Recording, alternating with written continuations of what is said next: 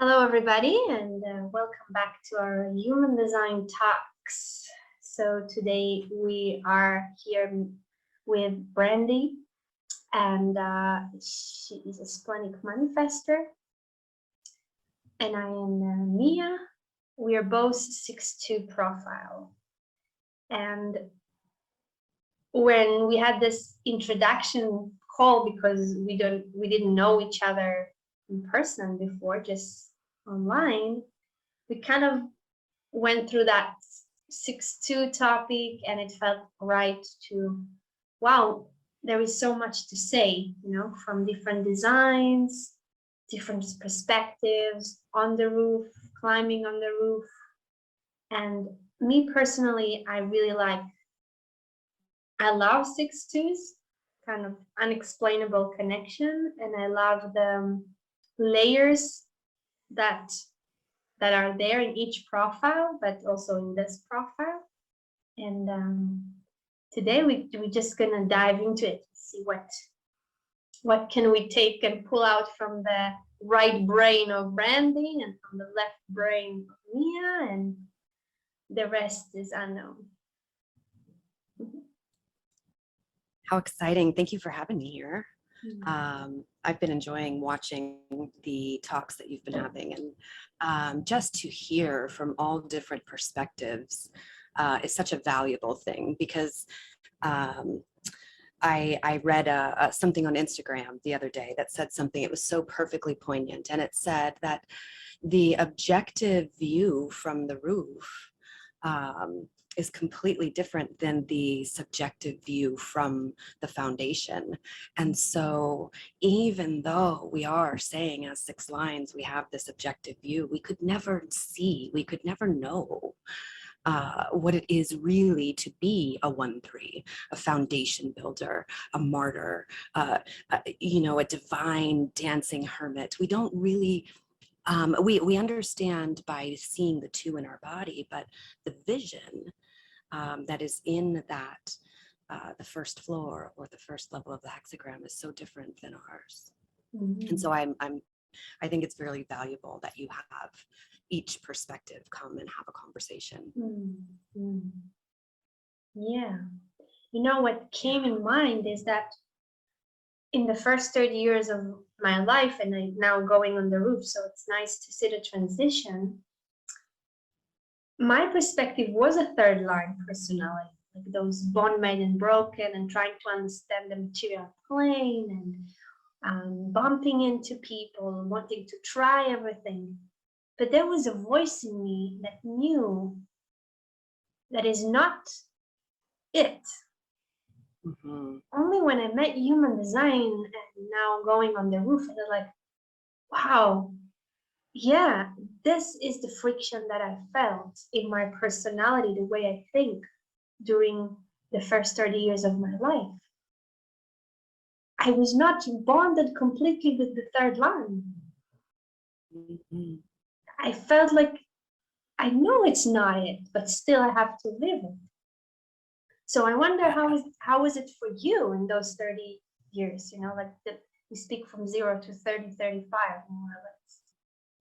Yes, and it was similar to your experience in that the trial and error, the bonds made and broken, the wanting to experience everything, I felt came from this, of course, 4th color part of me that sees what's lacking, what's missing. That's where it came from. This third line trial and error, it felt so in my being. Like you said, I didn't feel bonded to the 3. In my being, I felt that the way that I interacted with the world was different than the way the rest of the world interacted with each other. And so my trial and error was continuing to come into the world and trying to fit and trying to be, and okay, I don't fit there. Okay, bond's broken. Okay, let me come here. Oh, I didn't make friends, or whatever didn't happen. Okay, bond's broken. And each time it was a heartbreak. And so I think that that's a different from a 3, in that a 3 is what I've seen in my 3 children and the people that have 3 profiles around me, is that they enjoy the adventure and the hunt and the chase and the run and the this and the figuring things out and researching and putting things where they go. They really enjoy this part of that. And I didn't so much enjoy that. It felt hurtful. And it broke my heart and it broke my body, it felt like. And so the trial and error and the experiencing everything was more of like I imagine, I have such a visual imagination, a 3 bumps into something and learns all about it, where a 6 in their 3rd line bumps into something and just like slides off of it. Yeah, That's what it felt like. it's heartbroken. Exactly. It's so sad. And now, I am not like you, still not like just climbing on the roof. So I still feel those memory of sadness, like, oh, I couldn't keep that bond, I knew within me, as the 6 now emerging in my personality, it's a different quality that, as you say, I don't wanna even break the bond. Like, I don't even want to start a bond. Like, it's not even my, I just want to emerge into our, into our who we are. And I want this, and the second line that is so sweet and wants that emotional connection, and then having friction on the 3rd line. I see 3rd line is my life. And the way they take this bond made and broken is way lighter than I did. Like, okay, it ended. I was like, oh, it's ended.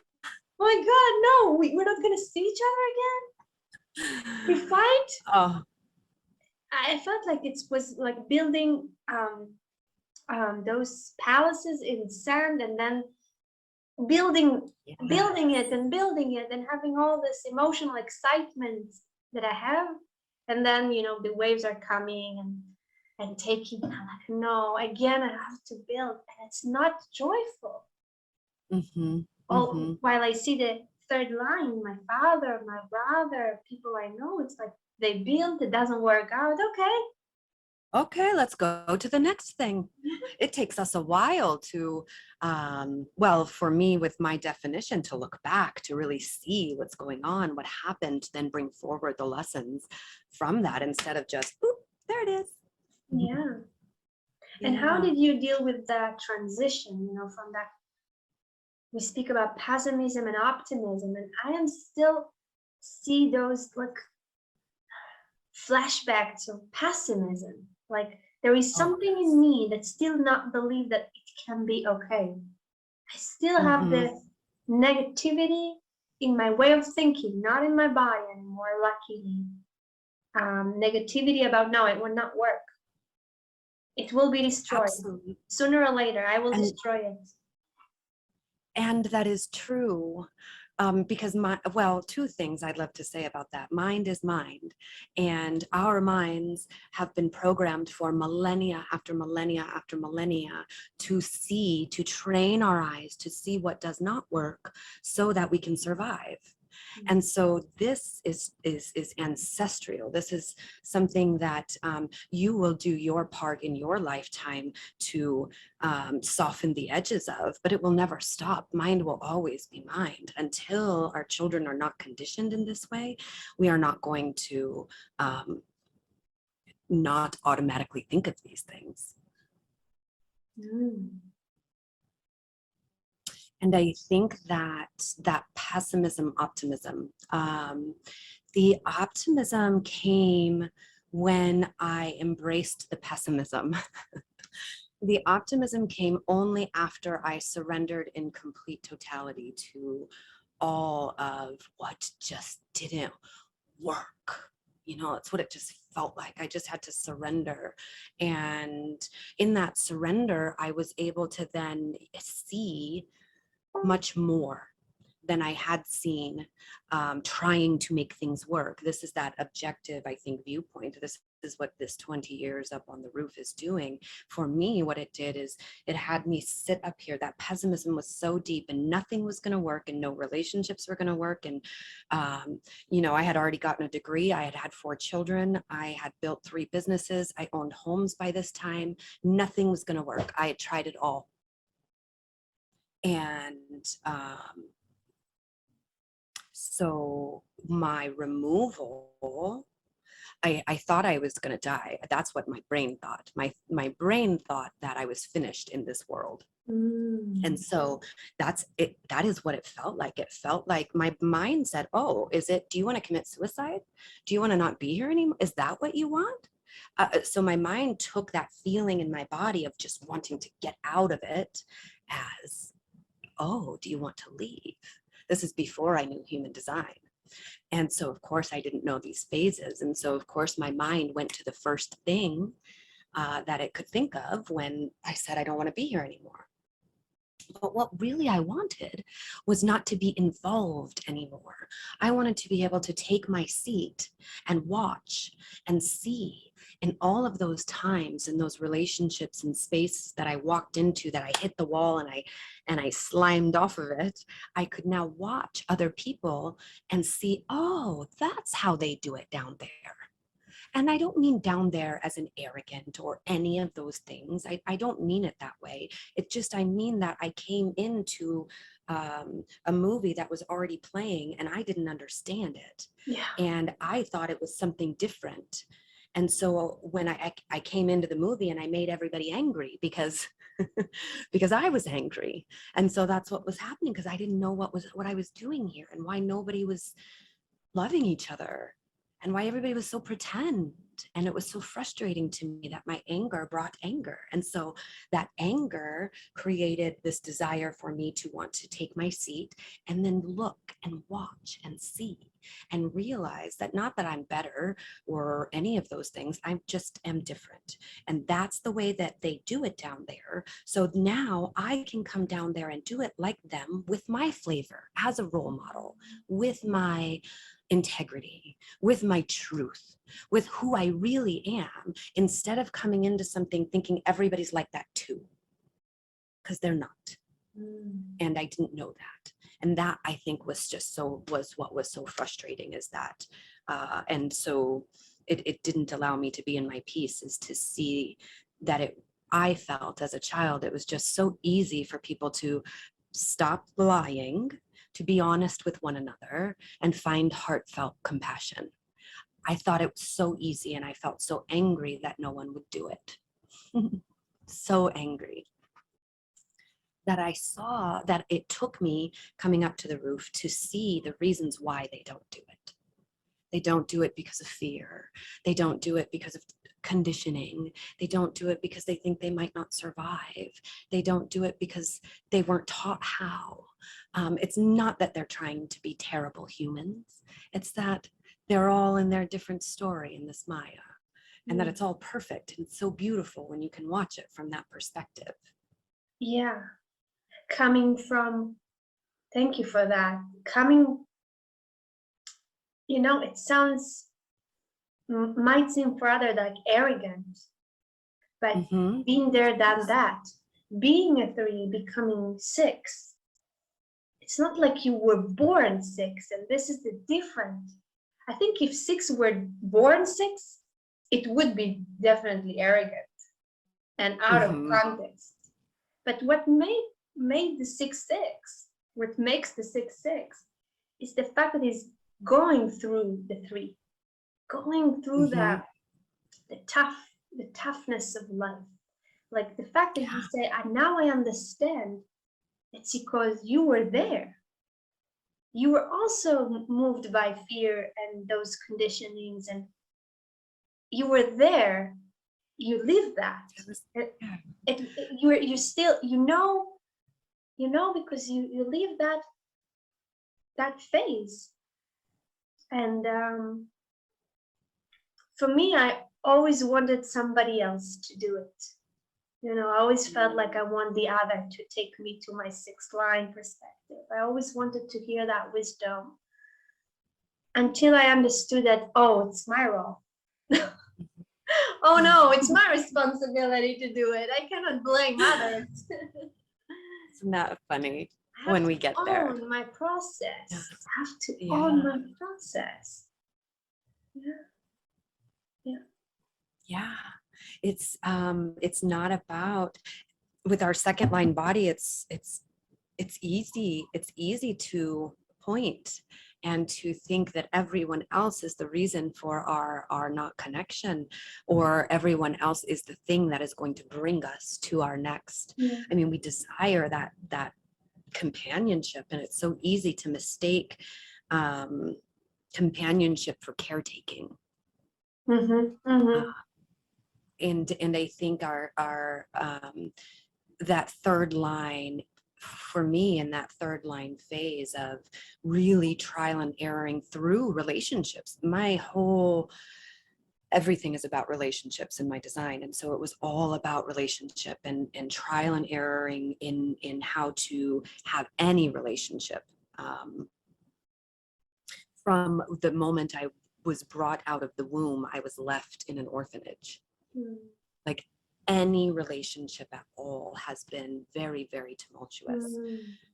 And what I've learned in that third line, in those relationships, is that what they have been doing is mirroring my lack of sovereignty. It's been a gift. It's been such a gift, all of these beautiful relationships that have not worked, because each one of them has mirrored to me, which is exactly what I need. This is the story of Brandy. This is why my energy is in this biology at this time, is to create this movie called Brandy, where all of these people come into my life and mirror to me what I'm not doing for myself, and create these emotional, chemical experiences in my body that bring me to a new understanding that I am it. I am it. Wow. That I am the whole world. When I die, I take it with me. I think you've probably heard Ross say that in one of his lectures. He met someone that introduced himself as God. Ross said, "Hi, I'm Ra." And he said, "Hi, I'm God." And he goes, "Well, that's mighty pompous of you." And he goes, "Well, when I die, I take all of you with me." It's pretty true. So it's about me. It's about divine selfishness. And when I am divinely selfish and sovereign and use each one of those relationships as a mirror for what it is that I'm in need of, now I'm going through this movie, through these chaotic things. Instead of the highs and the lows, I'm able to just walk through it like I've got music playing and I'm walking through this movie like, this is fun. Okay, yep. Oh, thank you, thank you, thank you. You know, this relationship may look terrible on the outside from everybody else, but to me it's like, oh my gosh, thank you for showing me this piece of me that I've yet to incorporate, this piece of me that I've yet to allow to be here in this world. Yeah. You know what you just said about the mirroring. I remember when I had those phases of trial and errors with relationships, I came to my family and I was telling them about this man or this friend, and the answer was really simple. Okay, you don't have to continue this relationship, and you know, you have to go on, they're not for you. And I felt like, yeah, but then why did I meet them? If they're not for me, like, must be a lesson there for me to learn. What is it? And as I go to teach therapy, a program. as I go to therapy, and as I go to meet so many spiritual teachers or people that work with emotions, and they help me to realize, what is the lesson? What do I learn here? It's about fear, it's about detachment, it's about control, it's about vulnerability. Only when I could kind of understand the lesson, the relationship was released, you know, like kind of unfolded into. But I didn't get it from my own environment. And this, what you said before, like companionship, and I call it allies. Allies to, I do too, allies. to the growth, You know, if I come to you and I say, Brandy, look, I have this boyfriend and we're fighting all the time about this and that, most likely it will be contained, the fact that it's okay that it's happening. You have all the right to be angry, you know, to project, but slowly, as we move, you would make sure that, okay, what do you feel in that situation? What is the fear that you need there? What is the emotion? And this is, for me, is allies. Allies will always allow me to do the pass with me to myself. And this is how, that's right. Talking about second line, this is how I discern my close relationship. Ra gave the keynotes, discernment for the second line, is that I pick people that are in my inner circle according to that capacity. Can you help me by your presence, conscious or unconscious? It can be unconscious, to come back to myself. Yes. And this is what I say allies, because some people can just, in their presence, in their questions, they don't have to be therapists or guides or anything. They say, okay. Just their presence. Yeah.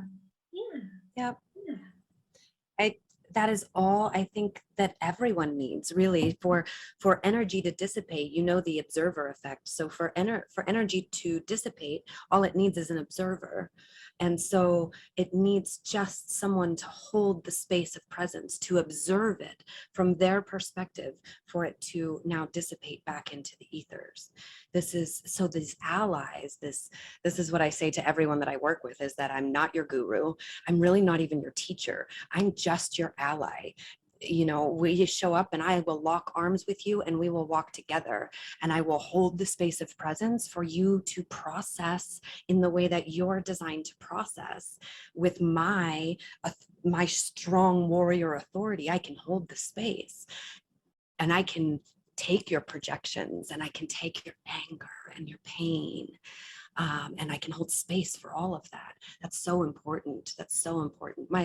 My experiment, my body hasn't led me into many relationships like that yet. Most of the spaces that I have been designed for thus far have been spaces that allow me to make an impact in that arena, actually, allow me to demand that or request that from the people that I am in relationship with. And I'm still at 43, I just turned 43. And at 43, I am still following, you know, my body in and out of these relationships, really being cognizant not to say no to a relationship because it doesn't give me what my brain thinks I should have. But to go into that and stay into those. For instance, some of my familial relationships that, you know, most people would say, well, love them from a distance. That's not something my body has designed me to do.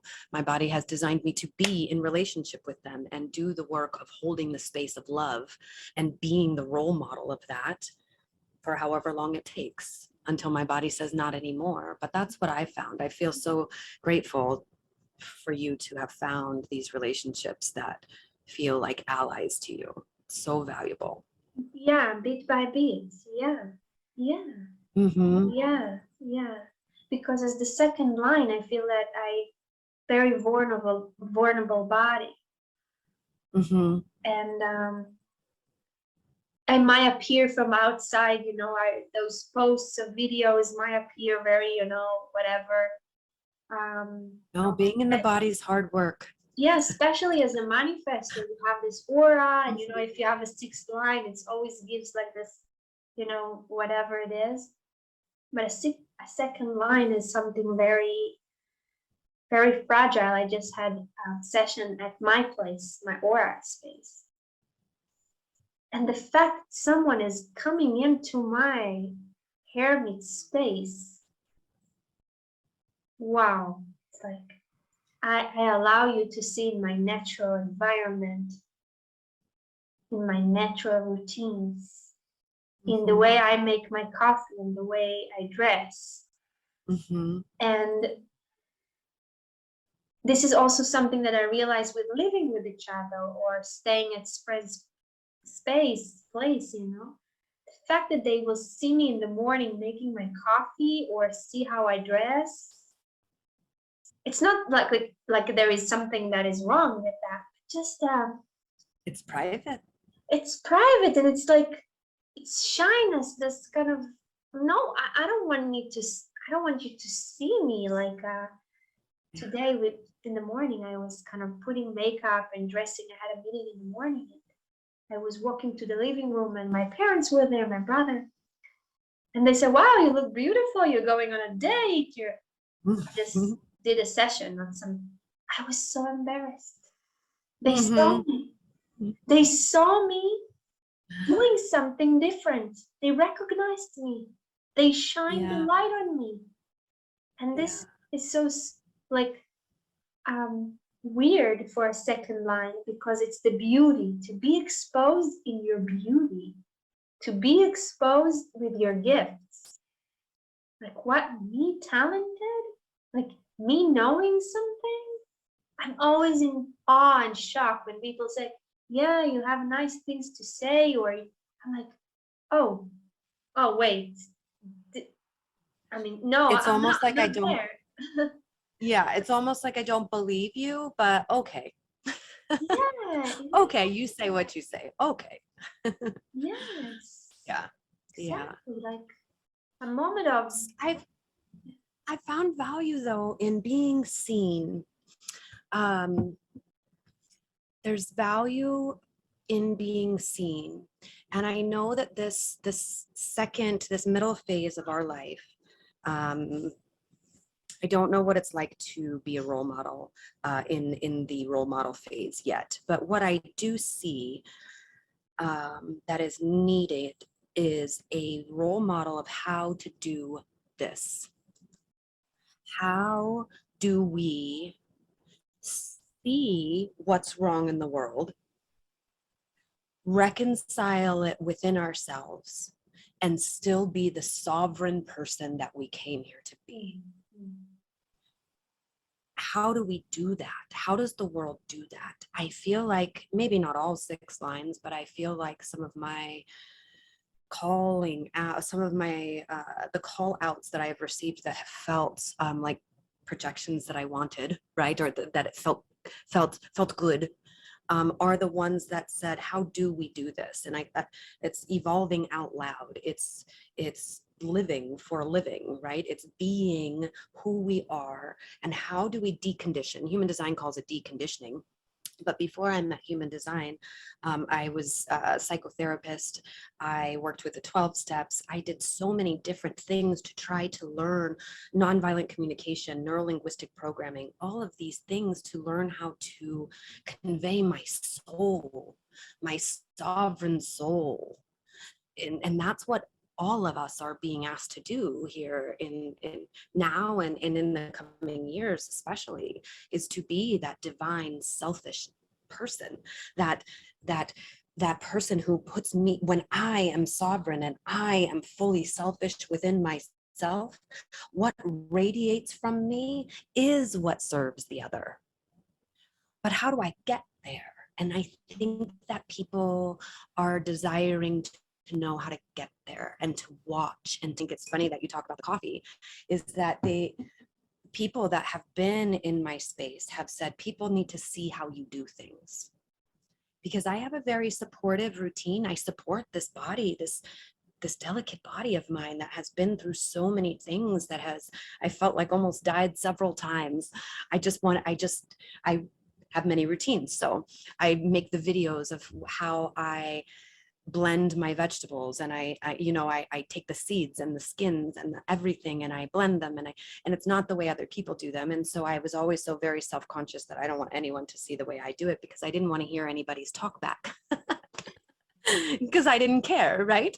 But now that I've been showing people these things, it's like they're seeing, okay, so this is how we do that.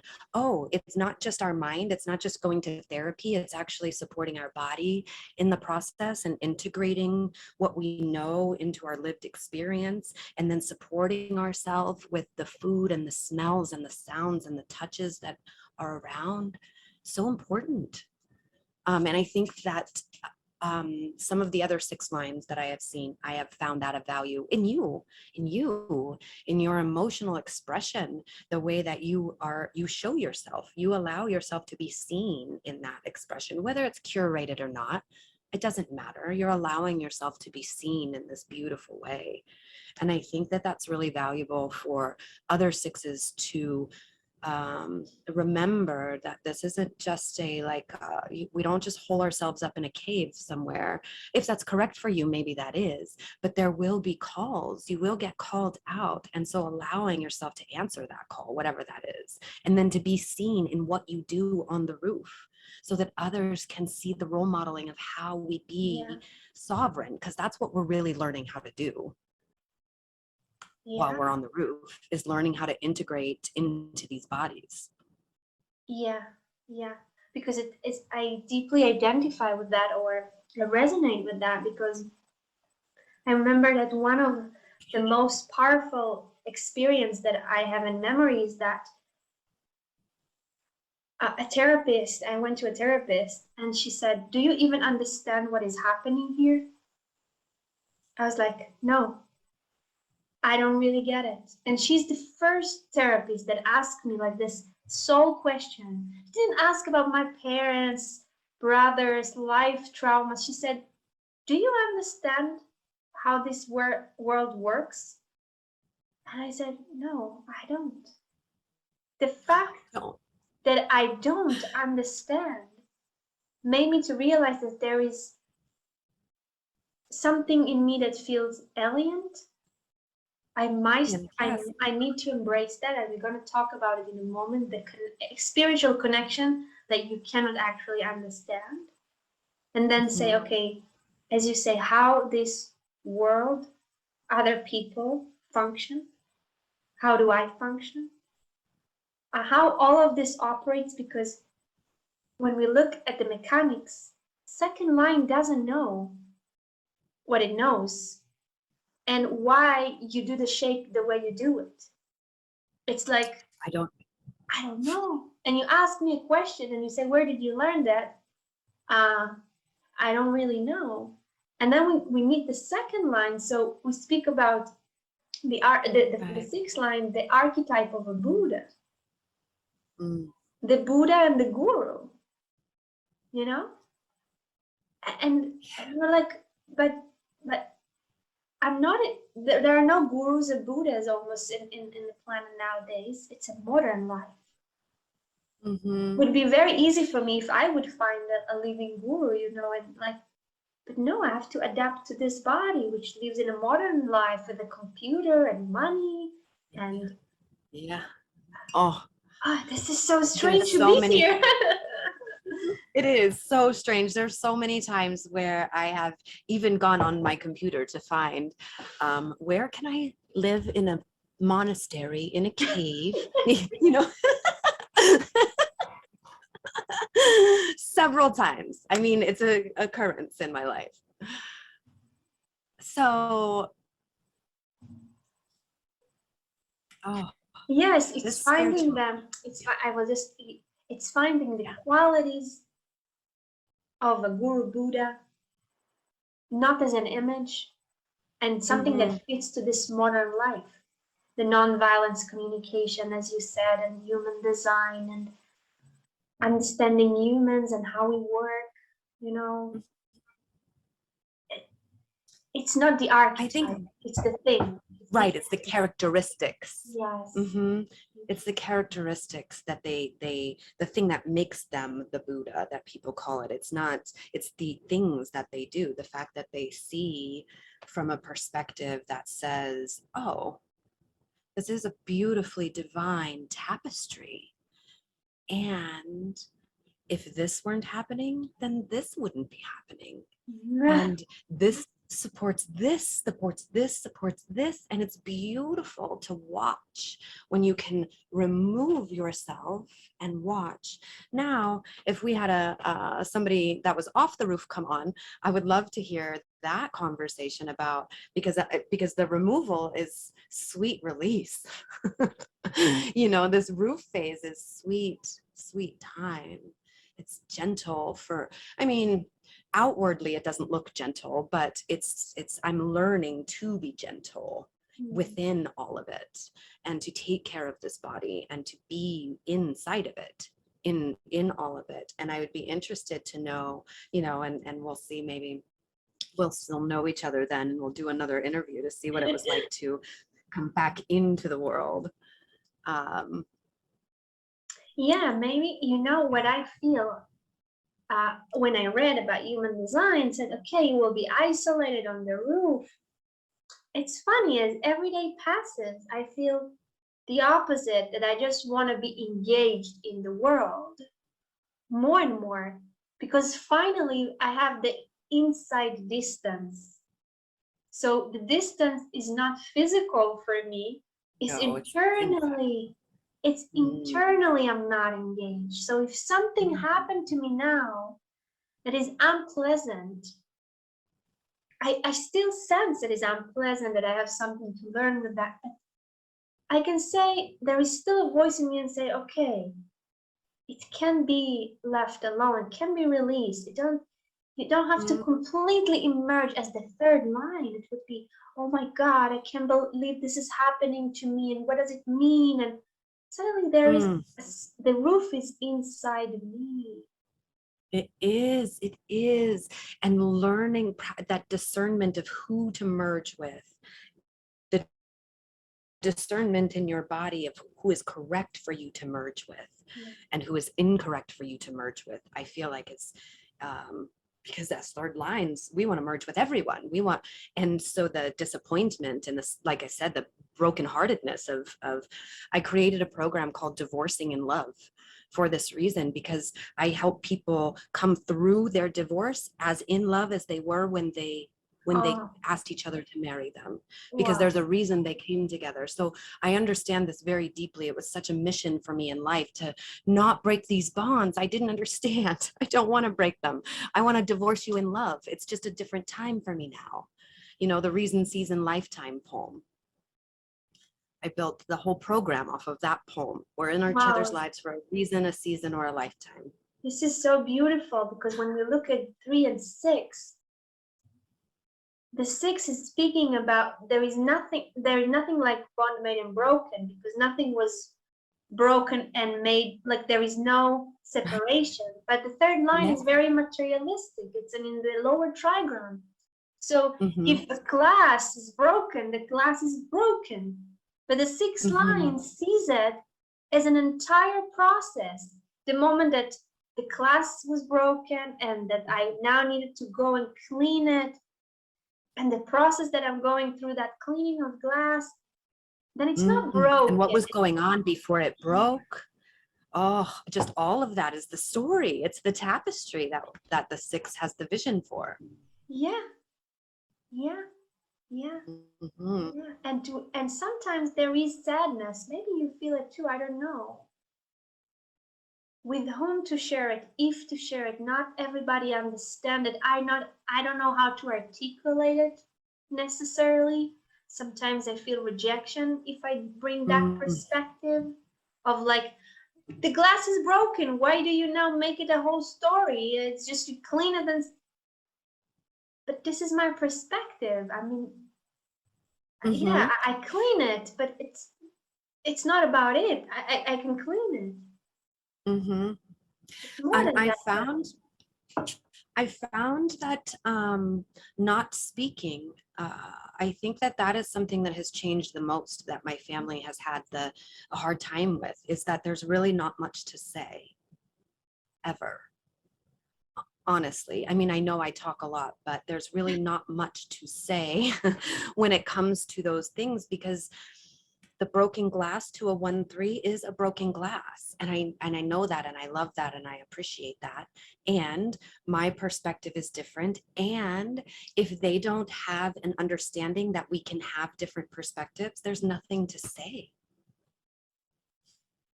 There's just nothing to say. And so I think that this is part of sometimes the arrogance that I've experienced as I've had, you know, my family say things like, why aren't you getting involved? Well, there's nothing to get involved in. And I wait to be asked for my perspective. I mean, my channels in my throat are all projected channels. So they're waiting to make their impact. And then when I do, oh goodness. So the lesson, learning to follow my body when I do get the question, you know, well, what do you think? And learning to follow my body when it's not time to speak, or when it is time to speak, has been, because when they ask me, I want to tell them what I see. I want to make that impact. But with a 51-6 and 51-4, the impact that I make is not always, it's very shocking. And so if they're not, and I'm a manifester, so if they're not ready for it, and it's ego and splenic with the 26-44. So it's something when I say whatever it is that you've invited me to say. And so the rejection sent me into not talking at all, into that side of the pendulum. And I just won't ever say anything. And then, you know, I've been to this end, and now this process is about finding my balance. And honestly, it's all about what my body says. I know if I should say it or if I shouldn't. I know I'm splenic. It's in there. I just know it. And so going back to the body instead of my mind that says, oh, I want to help, or my mind that says, oh, I want them to love me, or my mind that says, I have something to say here, you know, tries to be important, you know, whatever my mind does. But try being sovereign and honest with what my body actually wants. And then parenting my brain, re-parenting, being like, it's okay. I know you do want them to love you. So I've kind of sometimes this process of deconditioning, I think, looks like you have schizophrenia or something. You're just always having dialogue with yourself. Do you find that as well? Yeah, definitely. Yeah. That so many things are happening in 1 second. So voices, you know, and the anger and the inner child, and that open center, and that, and all the, okay, and what now? Let's see what is possible. And for me, this is the difference between being a 3 and a 6. The 3 is just experiencing that intensely, you know, that Yes. condensed me.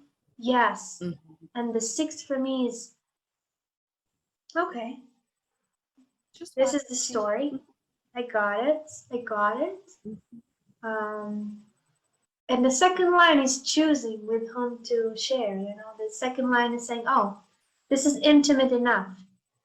This is safe enough, because the second line is all about trust. Oh. You know?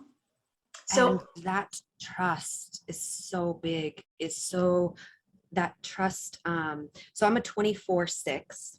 And so the next hexagram is the second hexagram. So that, you know, that vision that I'm role modeling is unity, is that discernment, is that 2, is trust, is trust. I have learned so deeply about trust, and about, this is what I say about sovereignty, is that when I trust me, I don't have to trust. There's nothing, everything is trusted. It comes back to this trust. And trust has been violated in what I felt were such deep ways. And I'm sure you can probably relate to this. I think that if you don't tell me that my hair is sticking up, that I can't trust you. Even though you said, well, I didn't want to hurt your feelings. Well, I definitely can't trust you then. To me, that is what trust is that what you said, allies. being able to be honest and hold space. And this is just a silly, mundane experience, but I've had this experience several times with people that just do not relate. And I'm like, well, what do you mean? It's better to save your feelings than to be honest. And so that has been a huge reoccurring theme in my life. And trust has been to find the trust here, to find that I am, my eyes are the ones that decide to follow the brain's narratives or the body's truth. Mm. Mm.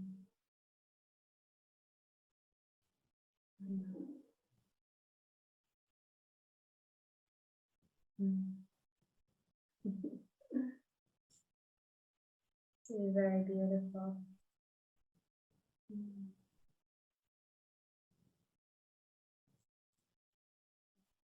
Mm.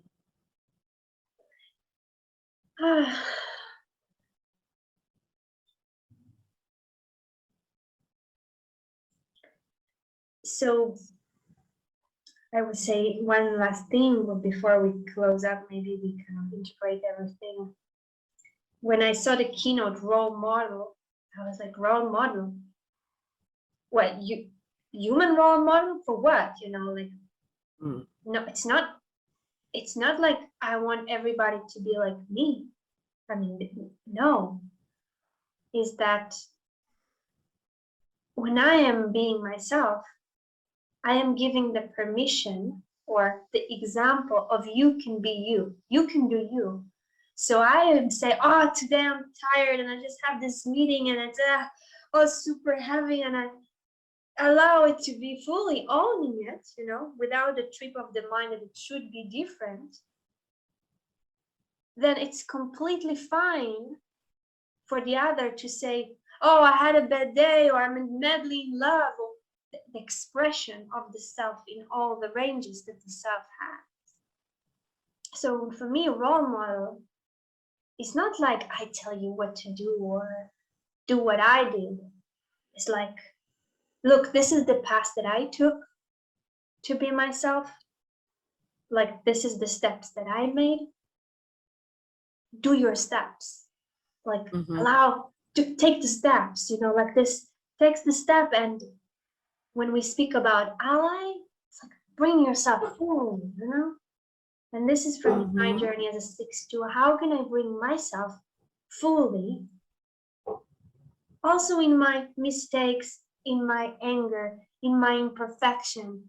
And I'm doing it. I'm 6 years online. People saw me from the first video and the experiment until today. Super exposed. I wrote so many posts. Probably my English there is not so good and never will be a mother tongue. And even yesterday I posted something and I say, oh, maybe it was too rough or too angry, and I say, but who cares? I do my journey. I dare to step up and not to be perfect. And this is for me. We talked about it's not about perfection. It is to become from a caterpillar to a butterfly. You have to eat, to test. And I show up. This is the 6th line. Everybody sees you. You are exposed. It's not a 1-3. You are exposed. Everybody see your face. Everybody see the fact that you are warm, eating things, making mistakes. Everybody see on your face that you are bruised, and you know that all the life gave you scars like this, you know, and the bond made and broken is in your forehead. The suffer is in your forehead.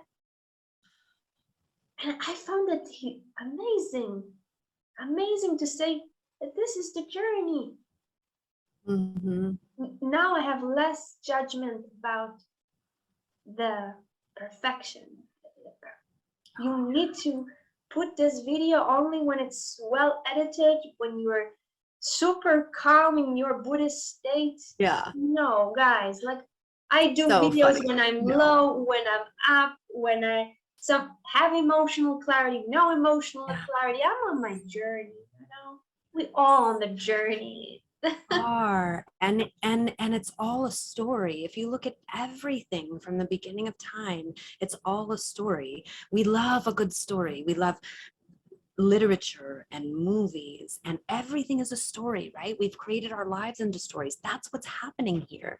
It's not personal. If there's just one thing I guess I want to leave with, it's that this movie, you and I would never go to a movie theater and watch a 2.5 hour movie of someone happily dancing in the daisies. We wouldn't do that. That's not a fun movie. But we would go, and we have gone, and we buy our popcorn or our snacks or whatever, and we sit down and we watch our movie, and we go through the highs and the lows and everything. We cry and we laugh and we look at our partner and did you see that? You know, and we have this experience together. Yes. And we dedicate ourselves to the experience, and then we leave the movie theater when the movie is over, and we've been enriched by the experience. We haven't been angry at the characters who are the villains. You know, we've been enriched by the entire experience. And so if we could all see our lives as the movie, this energy came into this meat suit called Brandy for the movie of Brandy. And this movie has so many twists and turns and fun things. And at the end of this movie called Brandy, the design, the screenplay that was written, the design for Brandy is going to be someone who realizes that this is just a movie, and then watches the movie and shows everyone just how to watch the movie. That's all. We're just in it and experiencing, like you said, being able to cry when crying is called for, being able to rage when rage is called for, being able for all of that to be beautiful and accepted and loved. Yeah. And watched and enjoyed and Watched, enriched by. definitely watched. Definitely. The sixth line perspective is that distant to watching, living it, watching. My God, sometimes I look at my days and I go, whoa, what is going on here today? It's before the experiment. And when I was a third line thing, still there is a third line, you know, still there pumping, you I know. don't think it goes away. It's still here Never, too. yeah. I still trial and error. I don't know if never. I mean, I haven't finished the movie yet, but right now it's still here. yeah, trial and error, it narrates life. I said the frequency of that pessimism and then the need to, you know, to have the friction and stuff. I end the day and I say, what a day, you know, like what have you? Yeah. And before the experiment, I remember myself, oh, it didn't go well, you know, it didn't go well. You can do better, and this was not perfect enough, and it's not correct enough. Now it doesn't really matter. It doesn't really matter. Yeah. Nope. It doesn't. I mean, now we could talk again for a long time, but if we, you know, looked at the physics of the makeup of the world, we would see that none of this is really real anyway. and so let's just have fun. Let's just take all of these trillions of vibrating particles of light that we call this body and have fun with it. Definitely. Thank you, Brandy, for your time and energy. And I don't even remember what we spoke. You know, it's like so many rise of light, like moving when we talk. So I was like, what did we actually talk about? Yes, we'll look back at the recording and see. Yeah, good. Yeah. Thank you very much. Thank you, Mia. Thank you for your time. Thank you for initiating me into this beautiful conversation. Thank you.